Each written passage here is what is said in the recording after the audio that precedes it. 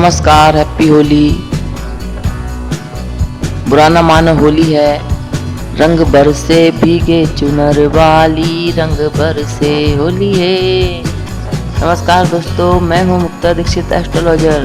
आज इस होली के पवित्र पावन पर्व पर आप सभी को हमारे चैनल यानी कि मुक्ता ज्योतिष की ओर से हार्दिक शुभकामनाएं। होली आपके लिए मंगलमय हो, सभी का कल्याण करे।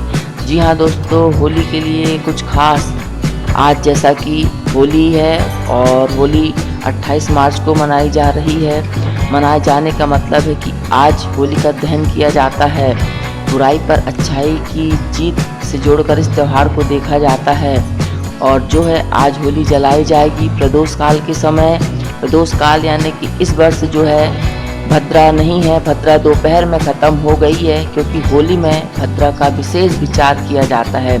लेकिन आज जो है भद्रा दोपहर में ख़त्म हो गई है, तो सूर्य अस्त के बाद हम कभी भी जो है होली जला सकते हैं। और इसके बाद जो है अगले दिन यानी कि 29 मार्च को हम होली खेल सकते हैं। और लेकिन इस वर्ष इसे धुलेड़ी के नाम से भी जाना जाता है।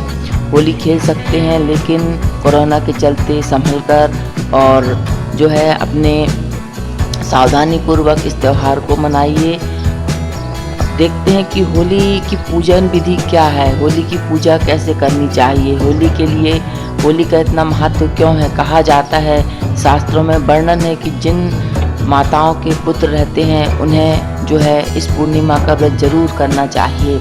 और जो माताएं व्रत नहीं कर सकती हैं उन्हें जहाँ पर भी होली की जो रास लगाया जाता है वहाँ पर जाकर के पूजा अवश्य करना चाहिए।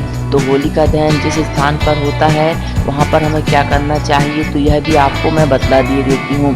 उस स्थान को गंगा जल से शुद्ध करना चाहिए। वहाँ पर सूखे ओकल यानी कंडे, सूखी लकड़ियाँ, घास आदि रख कर के जो है वहाँ पर जो है होलिका दहन की स्थापना करनी चाहिए। झंडे के तौर पर भगवान प्रहलाद को जो है रखा जाता है, लगाया जाता है।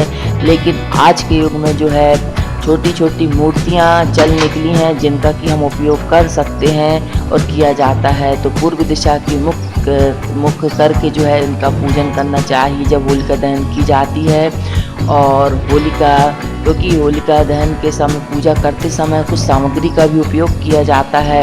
और इस दिन जो है पूजन में जल लगता है, माला, चावल, रोली, चंदन, 7 प्रकार के अनाज, कच्चा धागा, गुड़, साबुत हल्दी, बतासे, गुलाल, होली पर बने पकवान आदि हमें रखना चाहिए। और नारियल, इन सबको चढ़ाते हुए होलिका जी की पूजा हमें करना चाहिए।